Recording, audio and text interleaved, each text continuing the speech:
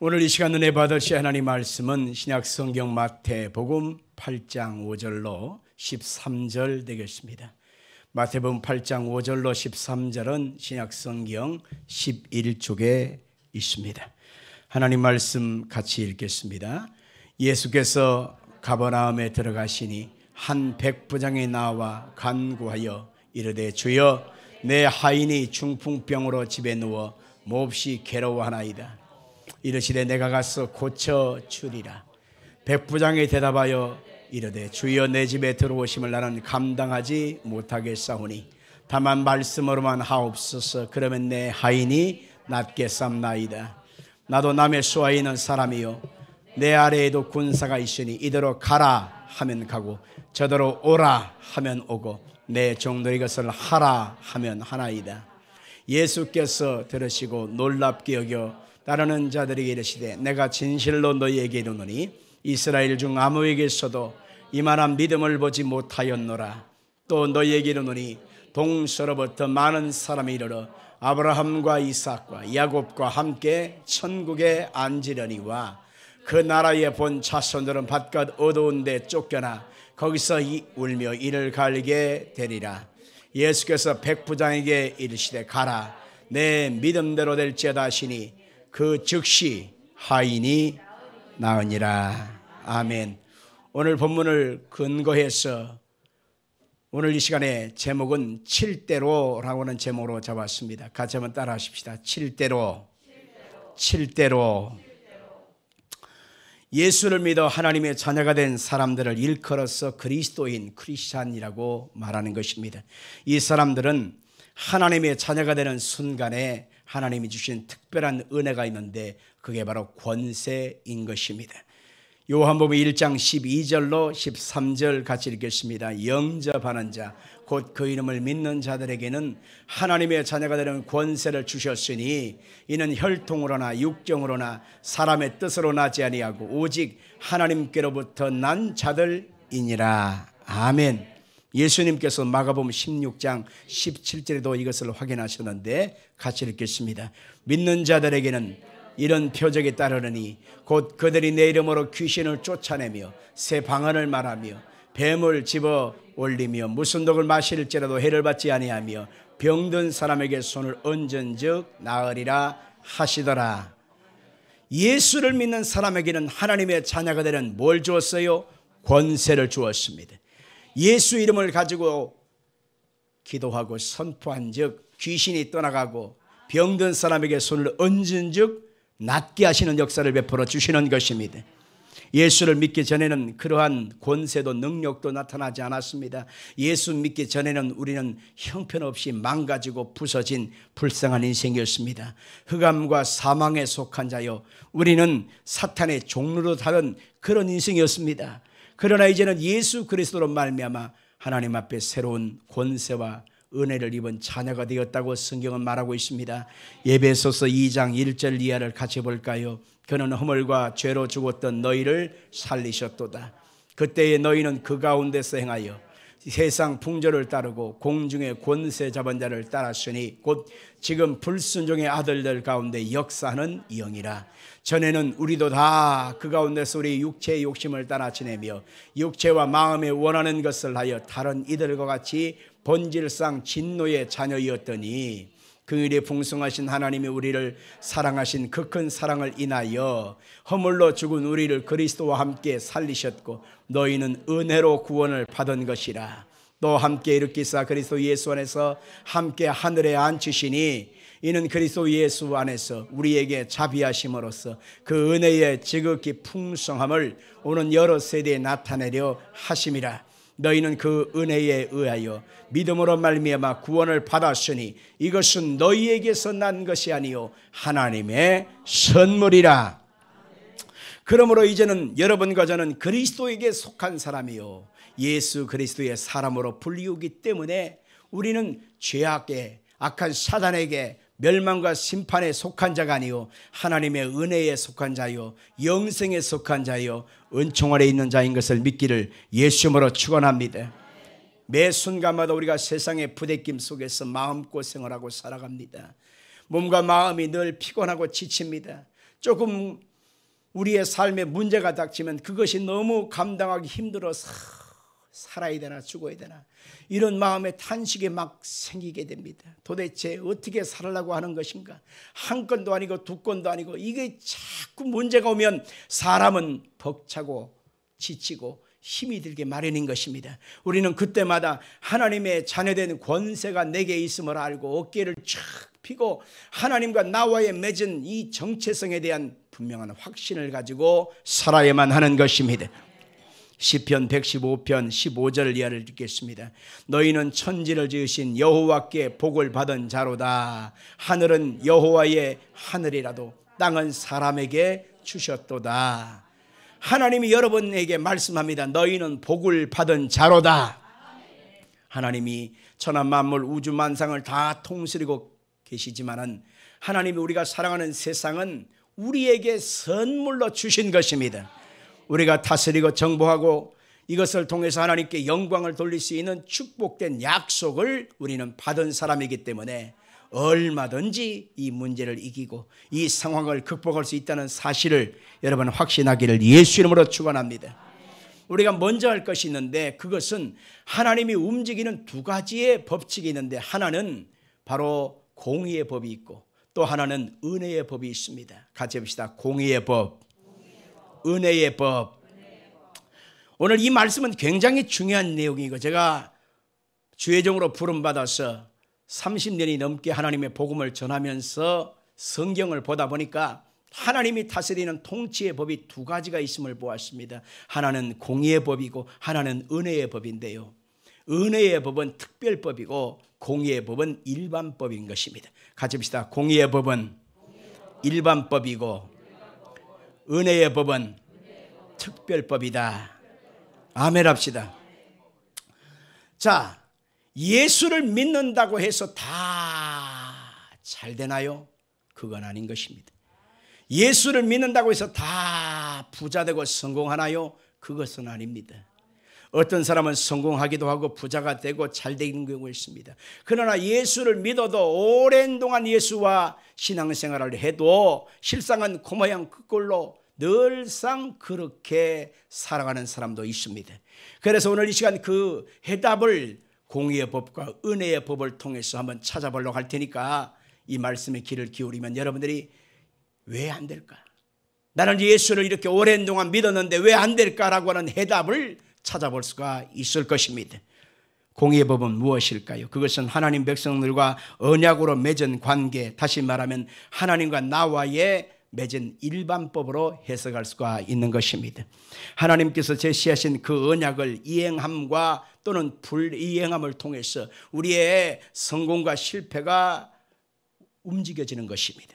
하나님의 말씀에 따라서 내가 이행하느냐 하지 않느냐는 자유의지입니다. 그러나 말씀에 순복하는 사람이 있는가 하면 어떤 사람은 그 말씀의 법을 골라가면서 어긋난 길로 가는 탕자 같은 그런 인생도 있음을 우리는 알 수가 있는 것입니다.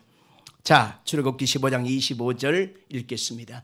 모세가 여호와께 부르짖었더니 여호와께서 그에게 한 나무를 가리키시니 그가 물에 던지니 물이 달게 되었더라. 거기서 여호와께서 그들을 위하여 법도와 율례를 정하시고 그들을 시험하실세 이르시되 너희가 너희 하나님 나 여호와의 말을 들어 순종하고 내가 보기에 의를 행하며 내 계명의 길을 기울이며 내 모든 규례를 지키면 내가 애굽 사람에게 내린 모든 질병 중 하나도 너에게 내리지 아니하리니 나는 너희를 치료하는 여호와이미로다. 하나님께서 법도와 규례와 계명을 우리 가운데 주셨는데 그것을 너희가 마음에 새겨서 지키면 애굽 사람에게 내린 모든 질병을 너희에게 내리지 않게 할 것이다 라고 하는 말씀인 것입니다. 또한 성경 말씀 신명기 6장 20절 이하를 보겠습니다. 후일에 내 아들이 내게 묻기를 우리 하나님 여호와께서 명령하신 증거와 규례와 법도가 무슨 뜻이냐 하거든 너는 내 아들에게 이르기를 우리가 옛적에 애굽에서 바로의 종이 되었더니 여호와께서 권능의 손으로 우리를 애굽에서 인도하여 내셨나니 곧 여호와께서 우리의 목전에서 크고 두려운 이적과 기사를 애굽과 바로와 그의 온 집에 베푸시고 우리 조상들에게 맹세하신 땅을 우리에게 주어 들어가게 하시려고 우리를 거기서 인도하여 내시고 여호와께서 우리에게 이 모든 규례를 지키라 명령하셨으니 이는 우리가 우리 하나님 여호와를 경외하여 항상 복을 누리게 하기 위하심이며 또 여호와께서 우리를 오늘날 같이 살게 하려 하심이라. 우리가 그 명령하신 대로 이 모든 명령을 우리 하나님 여호와 앞에서 삼가 지키면 그것이 곧 우리의 의로움이라 하시니라. 하나님께서 명령하신 그 명령을 여호와 앞에서 삼가 지키면 우리의 의로움이 된다고 말씀하시고 그 약속대로 하나님의 영광이 임하게 되는 것입니다. 또한 성경 신명기 8장을 한번 볼까요? 11절 이하를 보겠습니다. 내가 오늘 내게 명하는 여호와의 명령과 법도와 규례를 지키지 아니하고 내 하나님 여호와를 잊어버리지 않도록 삼갈지어다.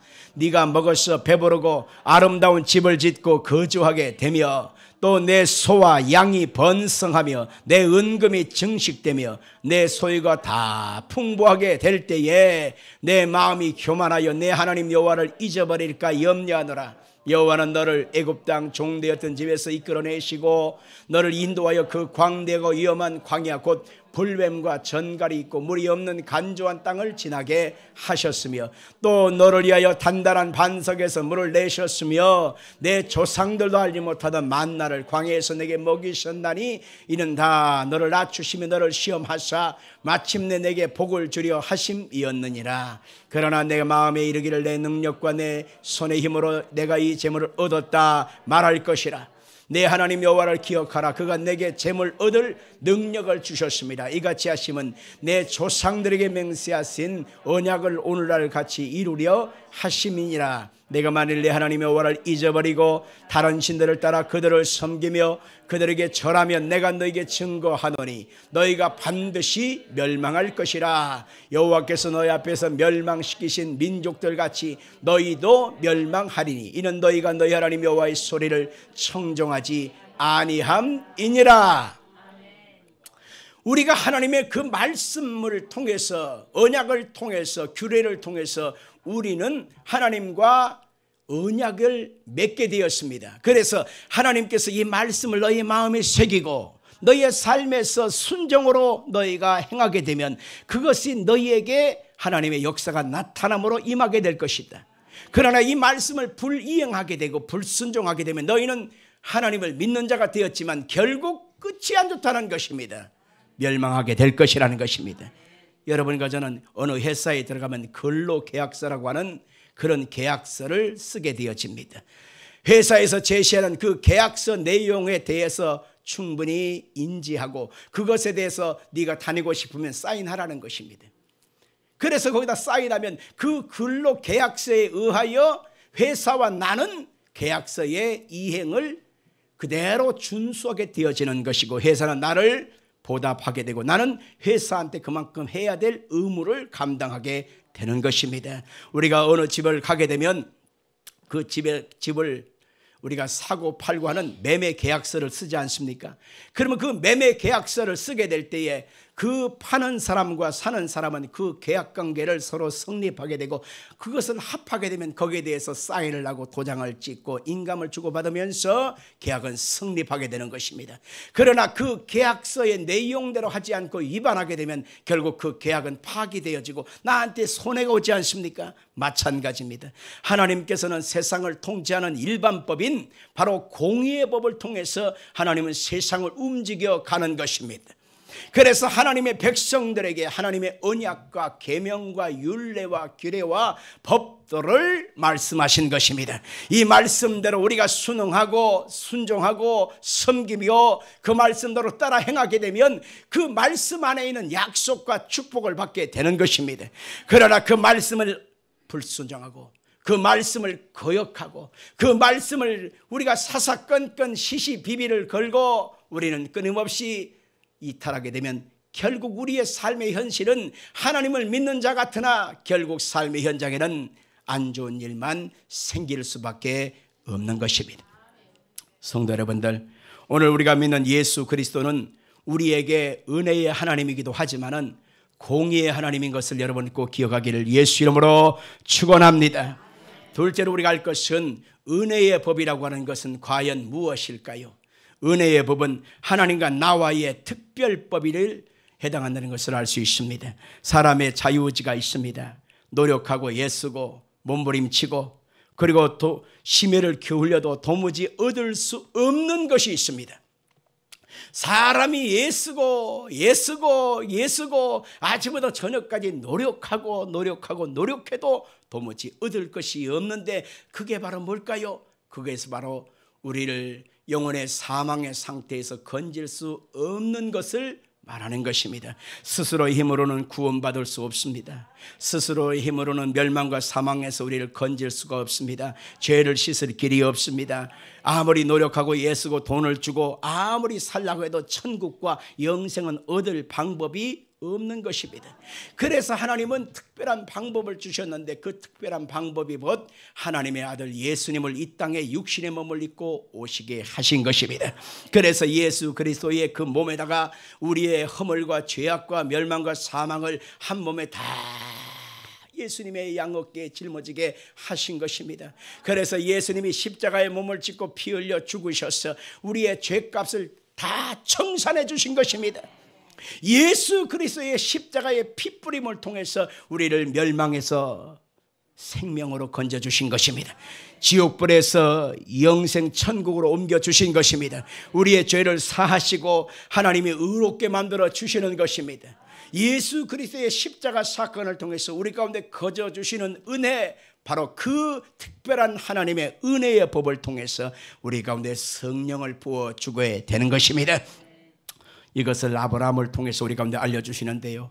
로마서 4장 2절 이하를 같이 읽겠습니다. 만일 아브라함이 행위로서 의롭다 하심을 받았으면 자랑할 것이 있으려니와 하나님 앞에서는 없느니라. 성경에 무엇을 말하느냐? 아브라함이 하나님을 믿음에 그것이 그에게 의로 여겨진 바 되었느니라. 일하는 자에게는 그 삭시 은혜로 여겨지지 아니하고 보수로 여겨지거니와 일을 아니할지라도 경건하지 아니한 자를 의롭다 하시는 이를 믿는 자에게는 그의 믿음을 의로 여기시나니 이러한 것이 없이 하나님께 의로 여겼음을 받는 사람의 복에 대하여 다윗이 말한 바 불법이 사함을 받고 죄가 가리워짐을 받는 사람들은 복이 있고 주께서 그 죄를 인정하지 아니하실 사람은 복이 있도다 함과 같으니라. 그런즉 이 복이 할례자에게냐 혹은 무할례자에게도냐? 무릇 우리가 말하기를 아브라함에게는 그 믿음이 의로 여겨졌다 하노라. 아멘 합시다. 이 본문은 굉장히 중요한 얘기입니다. 우리가 할례 의식을 행함을 통해서 의롭게 되었다고 사람들은 자부하고 착각한다는 것입니다. 유대인들이 바로 그렇게 했다는 거지요. 그래서 바울 사도는 이것을 증명하면서 뭘 얘기하냐? 할례를 받았기 때문에 너희들이 구별된 백성이 된 것처럼 착각하지만 아니야. 하나님께서는 할례나 무할례자 그 자체가 의미가 있는 것이 아니라 하나님 앞에 구별된 은혜를 입은 것은 하나님이 의로 여겨주심을 통해서 거저주신 은혜를 통해서 하나님 앞에 의롭게 되어지는 거야. 아브라함이 100세에 아들 이삭을 낳을 때에 그 몸에 죽은 것 같고 사라의 태, 그 부인의 태에 죽은 것 같음을 알고도 하나님의 약속을 믿음으로 하나님께서 그것을 의롭게 여기셔서 아들 이삭을 낳게 하신 것처럼 우리의 힘쓰고 애쓰고 노력하고 몸부림을 쳐도 우리가 어떻게 죄에서 구원받을 수 있겠느냐? 불가능하지 않느냐? 우리를 멸망과 사망에서 애쓴다고 구원을 얻을 수 있겠느냐? 아니라는 것입니다. 사람이 돈을 주고 영생을 얻고 성령을 받고 불가능한 거야. 하나님께서 주시는 거저 주신 은혜로 말미암아 우리가 의롭게 되어지고 그 은혜로 말미암아 하나님 앞에 우리가 설 수 있게 된 거야 라고 바울 사도는 아브라함을 통해서 우리 가운데 알려주고 있는 것입니다. 그렇습니다. 힘으로 능으로 애쓰고 노력해도 얻을 수 없는 하나님께서 주시는 특별한 은혜, 그것을 통해서 우리에게 의롭게 여겨주셨다는 사실, 여러분 그 특별한 은혜를 마음에 감사하기를 주 이름으로 축원합니다. 자, 그러면 여기서 우리가 하나님이 우리 가운데 주시는 특별한 은혜, 의롭게 여겨주시는 은혜의 법과 우리가 하나님 앞에서 행함 속에서 얻어지는 공의의 법을 우리는 혼돈해서는 안 됩니다. 자, 여러분들, 우리가 노력하고 말씀에 순종해서 얻어지는 하나님의 공의의 법을 통해서 얻어지는 축복과 아무리 노력해도 얻을 수 없는 특별한 은혜의 법을 우리가 혼돈해서는 안 되는데요. 예를 들면은 사람이 구원받기 위해서 열심히 봉사한다거나 노력한다거나 헌금한다거나 봉사할 때에 그것을 통해서 하나님이 영생을 주신다면 우리는 얼마든지 그렇게 해야 되지요. 더욱더 많이 해야 되지요. 그러나 그것을 통해서는 얻을 수 없는 것이기 때문에 우리는 하나님의 아들 예수를 믿음으로 구원받게 되는 것입니다.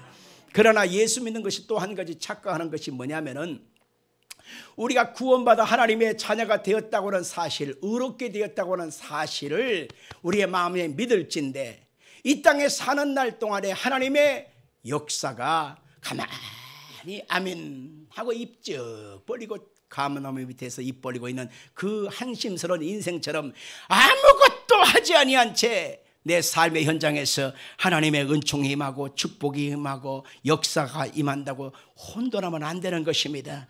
심은 만큼, 헌신한 만큼, 충성한 만큼, 심은 만큼, 하나님 앞에 애쓴 만큼 얻어진다고 하는 사실을 여러분 기억하기를 바랍니다. 우리가 오늘 이 시간에 성도로 살아가는 삶의 현장에는 따르는 표적도 필요하고 하나님께 영광 돌릴 열매들도 많이 필요합니다. 우리가 구원받아 하나님의 자녀가 되었기 때문에 언젠가는 하나님 앞에서 영생을 얻는 낙원의 땅으로 올라가게 되겠지요. 그러나 이 땅에 사는 날 동안에 분처마다 우리의 삶의 현장에 변화가 나타나고 하나님의 영광이 임하고 문제가 해결되어지고 아멘한 자에게 그대로 될지어다. 우리는 주님의 역사가 필요해요.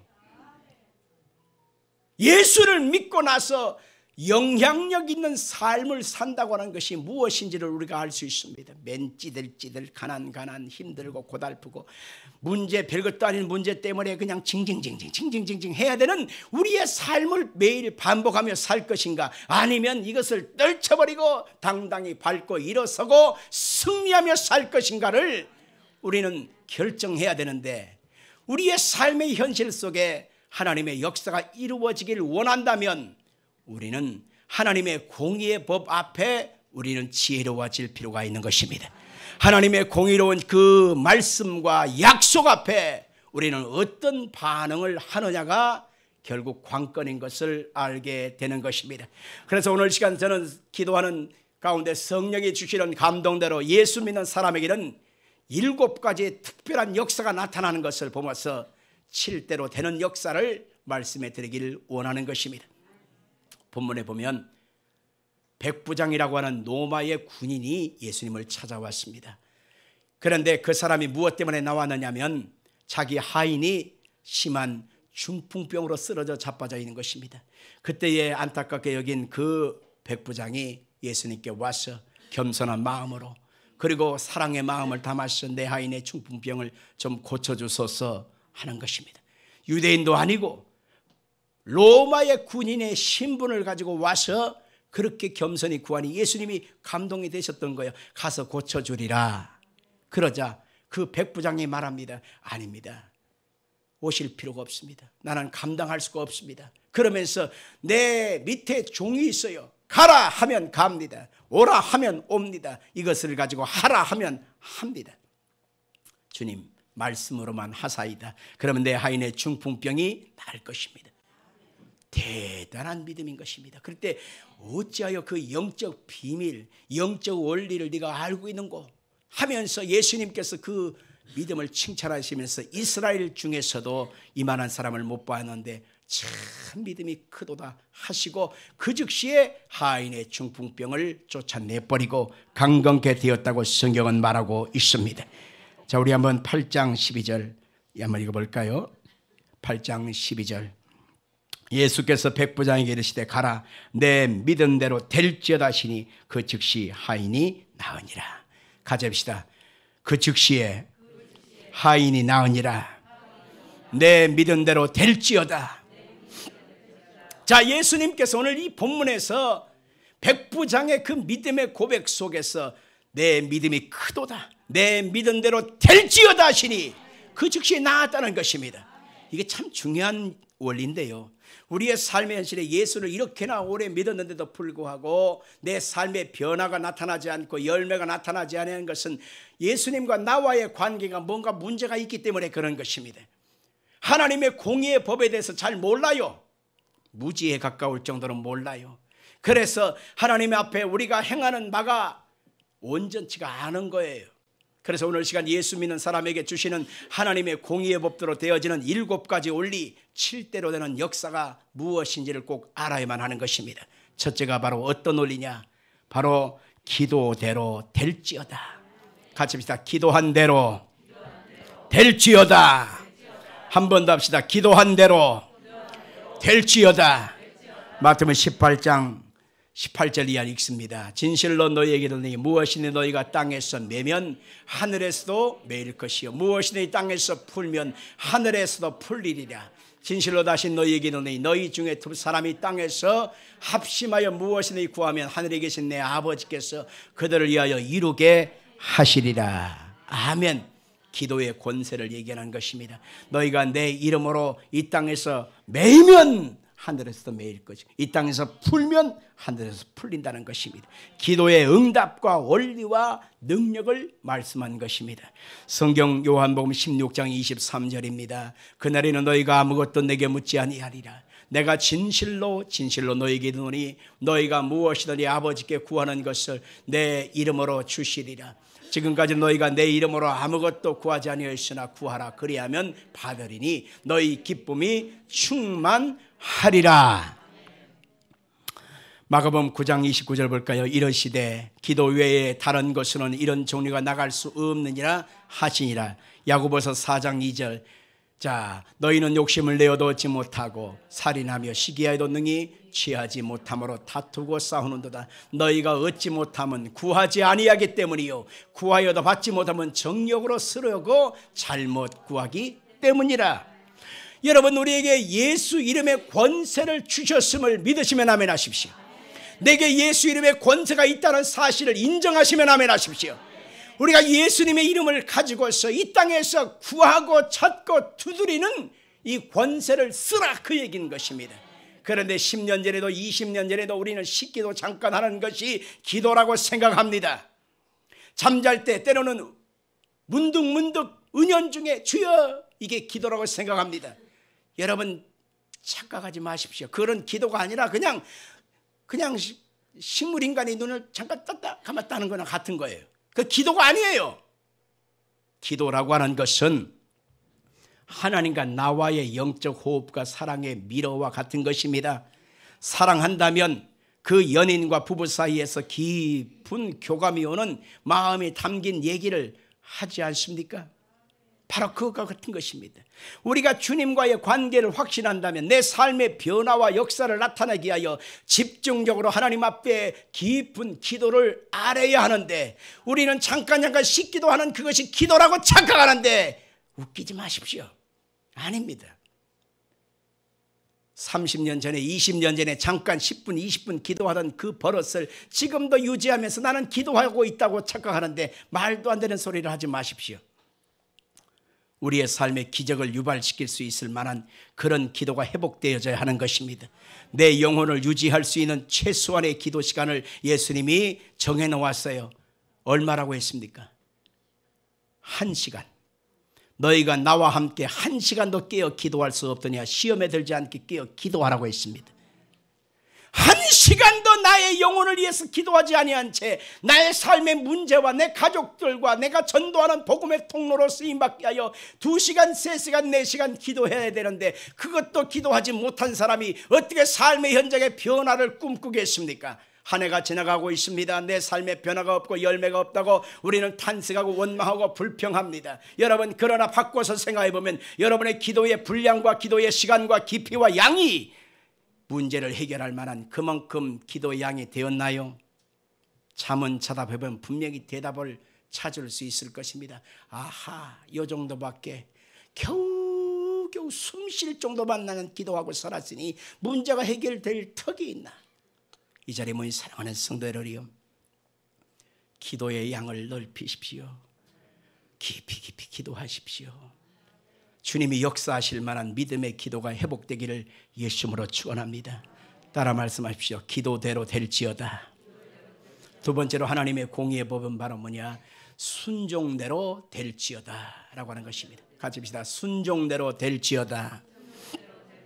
사무엘상 15장 22절 같이 읽겠습니다. 사무엘에 대해 여호와의 번제와 다른 제사를 그의 목소리를 청종하는 것을 좋아하신 같이 좋아하시겠나이까. 순종이 제사보다 낫고 듣는 것이 순양의 기름보다 나으니 이를 거룩한 것은 점치는 죄와 같고 완고한 것은 사신 우상에게 절하는 죄와 같음이라. 왕이 여호와의 말씀을 버렸으므로 여호와께서도 왕을 버려 왕이 되지 못하게 하셨나이다 하니. 자, 여기서 보십시오. 순종이 제사보다 낫다라고 하는 말을 이러면 사무엘을 통해서 알려주고 있는데, 사무엘이 지금 누구를 얘기하고 있느냐? 바로 사울 왕을 얘기하고 있습니다. 사울 왕의 그 하나님 앞에 순종을 거부한 불순종으로 가득한 가운데서 제사밥만 차린다고 해서 하나님이 그 제사밥 받겠어요? 그 얘기입니다. 우리 하나님 앞에 순종이 제사보다 낫다고 하는 이 말씀을 가만히 생각하면서 우리의 삶을 돌아볼 필요가 있습니다. 우리가 하나님 말씀에 순종하면 순종한 것은 하나님의 응답으로, 축복으로, 형통으로, 약속이 이루어지는 은총으로 임하게 되는 것입니다. 그래서 우리는 우리의 생각, 우리의 삶, 우리의 시간, 우리의 모든 스케줄, 우리의 모든 믿음을 하나님 말씀 앞에 순복하여 살아가야만 하나님의 역사가 이루어지게 되는 것입니다. 불순종을 반복하면서 내 삶에 좋은 것을 기대한다고 하는 것은 어불성설입니다. 셋째로 하나님의 공의의 법 안에는 심은 대로 될지어다가 있습니다. 같이 봅시다. 심은 대로 될지어다. 갈라디아서 6장 7절로 스스로 속이지 말라. 하나님은 업신여김을 받지 아니하시나니 사람이 무엇으로 심든지 그대로 거두리라. 자기 육체를 위해서 심는 자는 육체로부터 썩어질 것을 거두고 성령을 위해서 심는 자는 성령으로부터 영생을 거두리라. 우리가 선을 행하되 낙심하지 말지니 포기하지 아니하면 때가 이름에 거두리라. 아멘 합시다. 무엇으로 심든지 그대로 거둔다고 하는 것은 하나님의 공의의 법에 해당하는 것입니다. 아멘 합시다. 아멘 하십시다. 왜냐하면 사람마다 심는 종류가 틀리고 양이 틀리고 모양새가 다 틀려요. 인생 살아가는 방법과 나름대로의 삶의 처세가 다 다르기 때문에 그런 것입니다. 여의도 수목교를 2대째 섬기고 있는 지금 이용원 목사님이라고 하는 목사님 있습니다. 그 목사님은 지금 현재 세계 최대의 교회를 섬기고 있는 귀한 목사님이지만 그분의 입술을 통해서 내가 지금 된 것은, 내가 여기 이 자리에 서 있는 것은 나의 노력과 예수님의 결과가 아니라고 누누이 얘기하면서, 그분의 조부님들이 장로님, 권사님이었어요. 그분의 집안에는 순교자 집안입니다. 복음 때문에 목숨을 잃은 순교하신 집안이에요. 그분의 아버님도 장로님, 그분의 어머니도 권사님인데요, 그분의 집안에는 목사님도 계시고 충현교회 출신입니다. 근데 그분의 어머님 얘기를 자꾸 합니다. 이영원 목사님의 어머니는 서대문에 교회가 있을 때에 그때 성령 받고 은혜를 받았거든요. 그런데 그 어머니가 아침밥 숟가락만 떼면은 그냥 집에 없대는 거예요. 언제 보느냐? 저녁밥 먹을 때쯤 되면 그때야 어머니 얼굴을 볼 수 있다는 겁니다. 뭐 하느냐? 내가 예수님 때문에 멸망해서 사망해서 심판해서 구원받았는데 내가 예수님을 전하지 않고는 내가 견딜 수 없다. 그래가지고 하루 종일 복음을 전하고 전도하고 신방하고 기도해주고 귀신 쫓아내고 구역을 돌보고 그러고 오는 거예요. 그래서 교회에서 1년마다 한 번씩 전도상을 시작할 때 그 어머니가 전도상을 몇 차례 받았다고 하는 얘기를 제가 들었던 것을 기억합니다. 그러면서 그분이 하는 말이 뭐라고 그러냐면, 내가 하나님의 은혜를 통해서 이 자리에 서 있는 것은 내가 잘나서 된 것이 아닙니다. 우리 할아버지가 심은 것을 내가 먹고 있는 것이고, 우리 아버지 어머니가 심은 것을 내가 지금 열매 맺고 있는 것입니다. 그렇게 얘기를 하는 것을 보았습니다. 사람은 심은 모습은 다 달라요. 그렇기 때문에 내 자신의 현재 모습을 보면서 나는 과연 얼마만큼 심어왔는가, 나는 무엇을 심고 살았는가 한번 돌아볼 필요가 있는 것입니다. 미래를 위해서 내 자신의 현재를 살펴볼 필요가 있습니다. 나는 지금 미래를 위해서 무엇을 심고 있는가? 나는 내일을 위해서 무엇을 심고 있고 자녀들을 위해서 무엇을 심고 있는가 생각해 볼 필요가 있는 것입니다. 이 자리에 모인 사랑하는 성도 여러분들, 심은 대로 거둔다고 하는 이 말씀은 하나님의 공의의 법에 속해 있다는 사실을 잊지 않게 되기를 예수님으로 축원합니다. 넷째로, 하나님 앞에서 공의의 법은 감사대로 될지어다. 같이 합시다. 감사대로 될지어다. 시편 50편 14절입니다. 감사로 하나님께 제사를 드리며 지존하신 이에게 내 소원을 갚으며 환난 날에 나를 부르라. 내가 너를 건지리니 네가 나를 영화롭게 하리로다. 22절, 하나님을 잊어버린 너희여 이제 이를 생각하라. 그렇지 않으면 내가 너희를 찢으리니 건질 자 없으리라. 감사로 제사를 드리는 자가 나를 영화롭게 하나니 그 행위를 옳게 하는 자에게 내가 하나님의 구원을 보이리라. 아멘 합시다. 감사하는 자에게 하나님은 반드시 구원을 통해서 하나님의 역사를 이루어 주심을 약속하고 있습니다. 그러나 바꿔서 말하세요. 원망과 불평과 시기, 질투, 짜증, 신경질로 늘 하나님 앞에 나오는 사람은 그 사람 속에 하나님의 구원이 임하는 것이 아니라 결국 내 삶에 심어놓은 그대로 원망, 불평대로 내 삶에 그대로 임할 수밖에 없는 것입니다. 이빨을 꽉 물고 나서도 감사합니다. 왜냐하면 내가 거두어질 것이 내가 원망 불평한 대로 내 삶에 원망 불평할 일만 생기면 되겠습니까? 짜증 신경질 날만 자꾸 생기면 되겠습니까? 우리의 삶에 어두워질 삶의 결실을 보면서 감사만 하면 감사가 현실로 이루어진다는 사실을 믿으시길 바랍니다. 그 다음에 우리가 하나님의 공의의 법에 해당하는 다섯 번째는 전도대로 될지어다 라고 하는 것입니다. 같이 합시다. 전도대로 될지어다.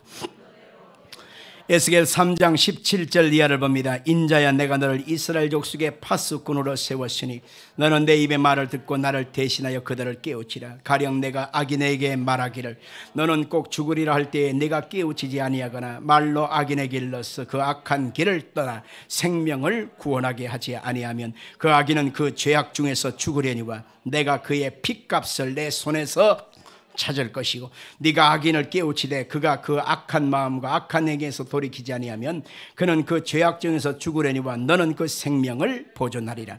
또 의인이 그의 공의에서 돌이켜 악을 행할 때는 이미 행한 그의 공의는 기억할 바 아니라 내가 그 앞에 거칠은 것을 두면 그가 죽을지니 이는 네가 그를 깨우치지 아니함이라. 그는 그의 죄 중에서 죽으려니와 그의 핏값은 내가 네 손에서 찾으리라. 그러나 네가 그 의인을 깨우쳐 범죄하지 아니하므로 그가 범죄하지 아니하면 정령 살리니 이는 깨우침을 받으면 너도 내 영혼을 보전하리라. 무슨 말입니까? 네가 반드시 멸망당할 그 사람에게 복음을 전하여서 깨우쳐 돌이키게 하면 그 영혼을 살려낼 수 있다는 것입니다. 그러나 그 영혼을 향하여 네가 복음을 전하고 회개의 기회를 주지 아니하면 그 사람은 자기의 죄악으로 죽겠지만 그 영혼의 핏값을 네 손에서 찾으리라. 고린도후서 9장에서 바울 사도가 무엇을 얘기합니까? 내가 전하지 아니하면 내게 화가 임함이라. 바로 여기에서 근거한 말씀인 것입니다. 나도 여기에 서게 된 것은 누군가의 전도를 통해서 이곳에 서게 됐지 않습니까? 나는 고등학교 2학년 때 양봉룡이를 통해서 전도받고 예수 믿게 되었습니다. 여러분 주변에 혹시 양봉룡 씨를 알고 계시면 저한테 말씀해 주시길 바라요. 내 친구예요. 그 사람이 그때 전도할 때 내가 목사가 돼서 복음을 전하는 주의 종이 될지 알고 전했을까요? 그것은 모를 것입니다. 그러나 그가 우리 고등학교 때는요 한참 먹을 때니까 첫 시간만 끝나면 도시락을 다 까먹어요. 그러니까 점심시간쯤 되면 먹을 게 없잖아요. 그러면 제일 먼저 매점에 뛰어가서 샌드위치 빵을 먹고 우유를 마셔야만 되는데 먼저 안 가면 그 준비한 게 다 떨어져요. 그러니까 죽기 살기로 뛰어가는데 이 녀석이 가가지고 샌드위치 빵하고 우유를 사주면서 저한테 먹으라고 하면서 걔도야 예수 믿자 이러는 거예요. 그래서 처음에는 좀 이상했는데 두 번, 세 번 자꾸 사주니까 먹은 다음에 얘가 분명히 나한테 부담 줄 것 같은 마음이 드는데 결국 지네교회 부흥회 때 나를 불러가지고 가자는 거예요. 그냥 먹은 죄가 있으면 어쩔 수 없어요. 끌려갔습니다. 그날 부흥회라는데 내가 생전 머리털 나고 부흥회가 뭔 줄 알고 예수님이 누군 줄 알고 갔겠어요. 제일 앞자리 이 자리에 앉혀놓고 가운데 박아놓고 도망도 못 가게 말해요. 앉혀놓고 목사님이 뭐라고 하는데 정말 뭔 소리를 하느니 달나라 우주여행만 다니다 보니까 짜증신겨서 내일은 절대 안 올 거야. 절대 안 올 거야 했는데 갈 때 이 녀석이 또 하는 말이 3일간 부흥했는데 삼시세판이야. 내일도 와. 알았지? 왜냐하면 그것을 깨트리면 학교에 가갖고 또 그냥 먹은 죄를 또 할까 봐. 그래서 둘째 날도 갔어요. 셋째 날 갔어요. 근데 조금씩 기가 열리고 예수님이 누군지를 알게 되고 찬송을 배우게 되다 보니까 재밌어. 아주 그냥 신나요. 뭔가 있는 것 같아. 그래가지고 그때부터 예수를 믿게 돼가지고 제가 시간이 지나서 보니까 여기 목사로 서 있잖아요. 조영기 목사님을 전도한 분이 친구 누님이었다고 그래요. 그러니까 누님의 친구였는데 그 폐병 걸려 죽을 고생하고 있는 그 조영기 목사님한테 와가지고 끊임없이 용기 학생 예수를 믿어 할 때 그 누님의 그 전도가 처음에는 싫었지요. 좋을 사람이 누가 있겠어요. 근데 자꾸 와서 말벗이 되어지고 먹을 것 갖다 주니까 그 사랑에 고마워서 나중에 예수를 믿어줬어요. 근데 나중에 알고 보니까 예수님 그분은 살아계신 하나님이요 우리의 구주가 되신 것을 알게 되었고 예수님을 통해서 몸도 마음도 고침받고 나서 나중에 시간이 지나서 보니까 그분이 세계적인 목사님이 돼 있다는 사실을 그분이 알고 전했겠어요? 몰랐지요. 마찬가지입니다. 오늘 이 자리에 온 여러분과 제가 이 자리에서 내가 예수를 믿게 되고 은혜 속에 깊이 들어갈 걸 알지 못한 상황에서 누군가의 전도하는 소리에 이끌려서 우리가 예수 믿고 구원받아 하나님의 자녀가 되었지 않습니까? 그래서 이사야는 말하고 있습니다. 외치는 자가 없는데 어찌 들으리요? 그랬어요. 우리는 복음에 나팔되어서 때를 얻든지 못 얻든지 복음을 전해야 될 사명을 하나님이 우리 가운데 주셨습니다. 그래서 예수 복음 전하는 그 사명을 감당할 때 하나님의 역사를 이루어 주시는 것입니다. 잠깐의 핍박을 당하고 잠깐의 모진 소리를 당하고 잠깐의 어떤 나한테 어떤 손해 날 것을 생각해서 복음을 전하지 않는다면 우리는 불신자보다도 악한 자라고 성경은 말하고 있습니다. 여러분과 제가 복음 나팔에 대해서 올해 안에 하나님 앞에 구원의 열매를 반드시 맺기를 예수님으로 축원합니다. 하나님의 공의의 법 6번째는 헌신과 충성대로 될지어다. 같이 합시다. 헌신과 충성대로 될지어다. 성경에 보면 다윗이 여러 아들이 있는데 그중에 압살롬이라고 하는 아들이 있습니다. 이놈의 압살롬 자식이 말이에요. 아버지 제끼고 나라를 빼앗아가기 위해서 무려 4년 동안 밑작업을 했습니다. 그러나 어느 날 밤중에 사람들의 마음을 다 잡고 그러고 나서 쿠데타를 일으켰습니다.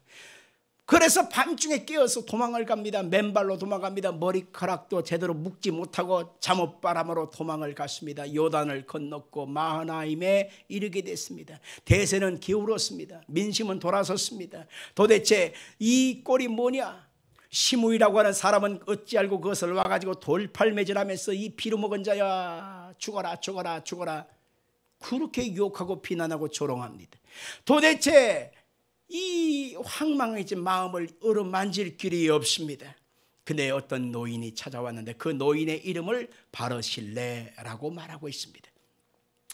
마음이 황량하고 배고프고 춥고 힘들고 목마르고 도대체 이게 뭔가 하는 그런 탈진 상태가 되었는데 이 바르실레가 수레에다 어마어마한 양식과 먹을 것을 준비해 와서 자기가 함께한 사람들에게 먹이고 마시우면서 왕을 위로해 줍니다. 그리고 함께 해 줍니다. 그럴 때 얼마나 고마운지 얼마나 감사한지 가슴에 새겼습니다. 그런데 하나님의 공의가 움직여서 압살롬을 하나님이 제끼시고 죽이고 대서를 뒤집어 엎었어요. 그리고 다윗이 승리하고 결국 예루살렘으로 돌아올 때에 제일 먼저 기억나는 사람이 누구였겠어요? 바르실레라고 하는 사람이었습니다. 사람이 어렸을 때, 힘들 때, 고통당할 때, 도움을 받을 때는 그것이 잊혀지지가 않고 깊이 새겨지는 것입니다. 그 바르실레를 불러서 한 말을 기억하십시다. 사무엘하 19장 31절 같이 읽겠습니다. 길르앗 사람 바르실레가 왕이 요단을 건너가려 하려고 로골림에서 내려와 함께 요단에 이르니 바르실레는 매우 나이 늙어 그는 큰 부자이므로 왕이 마하나임에 머물 때에 그가 왕을 공개하였더라. 왕이 바르실레에게 이르되 너는 나와 함께 건너가자. 예루살렘에서 내가 너를 공개하리라. 바르실레가 왕께 이르되 내 생명의 날이 얼마나 있겠사옵기에 어찌 왕과 함께 예루살렘으로 올라가리이까? 내 나이가 이제 80세라 어떻게 좋고 흉한 것을 분간할 수 있사오며 음식의 맛을 알 수 있사오리까? 이 종이 어떻게 다시 노래하는 남자라 여인의 소리를 알아들을 수 있사오리까? 어찌하여 종이 내 주 왕께 아직도 누를 끼치리이까? 당신의 종은 왕을 모시고 요단을 건너려는 것뿐이거늘 왕께서 어찌하여 이 같은 상으로 내게 갚으려 하시나이까? 정화가 내 당신의 종을 돌려보냈소서. 내가 내 고향 부모의 곁에서 죽으려 하나이다. 그러나 왕의 종 김함이 여기 있사오니 청컨대 그가 내 주 왕과 함께 건너가게 하시옵고 왕의 처분대로 그에게 베푸소서. 자, 끝절 보면 왕이 길갈로 건너오고 김함도 함께 건너오니 온 유다 백성과 이스라엘 백성의 절반이나 왕과 함께 건너니라. 이렇게 말하고 있습니다. 자, 저를 보십시오. 여기에서 바르실레가 나와 함께 예루살렘 왕궁으로 갑시다. 내가 당신을 공개하겠소 하니까 내 나이가 80인데 내가 얼마나 더 내가 덕을 보겠다고 왕의 근심이 되겠습니까? 나를 그냥 놔두소서. 그러면서 한 말이 당신의 종 김함이 있습니다. 그 김함을 데려가서 나처럼 한번 대우해 주시지요. 그렇습니다. 이 김함이 누군 줄 아십니까? 바로 바르실레의 아들인 것입니다. 그래서 성경에 보니까 김함을 예루살렘 성전에 왕궁에 데리고 가서 아들처럼 대우해서 그를 보살폈다고 성경은 나오고 있습니다. 여러분들 이것을 가만히 봐야 돼요. 심어놓은 것은 부모가 심었는데 거두는 것은 아들이 거뒀단 말입니다. 심어놓은 것은 부모가 심어놨는데 자식이 거두었단 말입니다. 수고하고 애쓴 것은 부모가 했는데 그 열매는 자식이 따먹게 되더라는 것입니다. 헌신과 충성은 힘들고 고달프고 누가 알아주지 않을 때도 있습니다. 그러나 헌신과 충성은 반드시 하나님께서 공의의 법 안에 두셔서 거두게 하신다는 사실을 꼭 기억하기를 주 이름으로 축원합니다. 그래서 교회에서 이루어지는 모든 봉사나 헌신의 기회를 놓치지 마십시오. 핑계대거나 짜증 신경질 내고 남한테 토스하지 말고 아멘 하고 그것을 받아들여야 돼요. 왜? 세월이 흐른다고 그냥 되는 것이 아니라 거둘 것이 있어야지. 나이는 가만히 있어도 따박따박, 나이는 따박따박 한 해씩 나이는 먹어가잖아요. 그런다고 해서 인생이 달라질 것이 있나요? 달라질 게 없어요. 심은 것이 있어야, 헌신과 충성한 것이 있어야 거둬질 게 있지. 세월이 흘러보면 내 인생의 삶의 현장에 자식들에게 아름다운 역사가 이루어지기를 원한다면 헌신과 충성할 기회를 놓치지 말기를 예수님으로 축원합니다. 마지막 하나님의 공의의 법 안에 두신 것은 바로 말한 대로 될지어다 라고 하는 것입니다. 같이 합시다. 말한 대로 될지어다. 마가복음 7장 24절 이하에 보니까 수로보니게 여인이 자기 딸이 흉악한 귀신 들린 상태에서 예수님께 도움을 구하러 왔습니다. 이 수로보니게 여인은 가나안 여인, 이방 여인이라고 말하고 있습니다. 예수님의 대답은 두 가지였습니다. 나는 이스라엘의 잃어버린 양에는 보냄을 받지 않았다. 너는 대상이 못돼. 두 번째, 예수님의 거절은 나는 자녀의 떡을 취하여 개들에게 던짐이 마땅치 않다. 거절했습니다. 근데 그 여자가 물러서야 되는데 자존심을 딱 접고 예수님께 와서 이렇게 말을 합니다. 예수님, 옳소이다. 상 아래에 있는 개들도 아이들이 먹던 부스러기를 먹습니다. 이렇게 말을 합니다. 나는 개라고 취급받아도 괜찮습니다. 그러나 부스러기 은혜라도 좀 주시옵소서. 자존심이 망가지고 자기의 정체성을 뭉개버리는 이 말 한마디에 그는 욕하고 돌아선 것이 아니라 나는 그래도 괜찮아요. 그러나 내 딸에게 주님 긍휼을 주세요. 부스러기 은혜라도 주세요. 이렇게 말하는 그 여인의 그 믿음 속에 예수님은 이렇게 대답을 하십니다. 마가복음 7장 29절.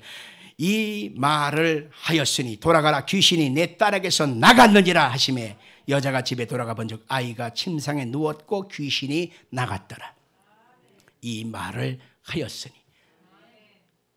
사람에 담긴 생각을 누가 알 수 있겠습니까? 그러나 그 생각을 알 수 있는 방법이 말을 들어보면 생각을 알 수가 있는 것입니다. 그래서 마가복음 7장 20절 이하에 보니까 또 이르시되 사람에게서 나오는 그것이 사람을 더럽게 하느니라. 속에서 곧 사람의 마음에서 나오는 것은 악한 생각 곧 음란, 도둑질, 살인, 간음, 탐욕, 악독, 속임, 음탕, 질투, 비방과 교만과 우매하니니 이 모든 것 악한 것이다. 속에서 나와서 사람을 더럽게 하느니라.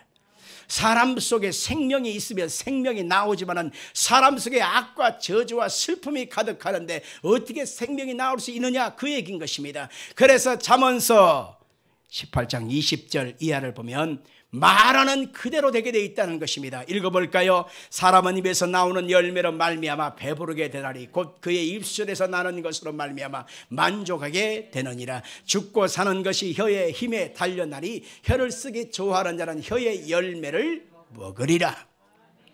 사람의 혀 속에 말하는 그것이 곧 그 사람의 인격이요 그 사람의 미래가 되는 것임을 성경은 말하고 있는 것입니다.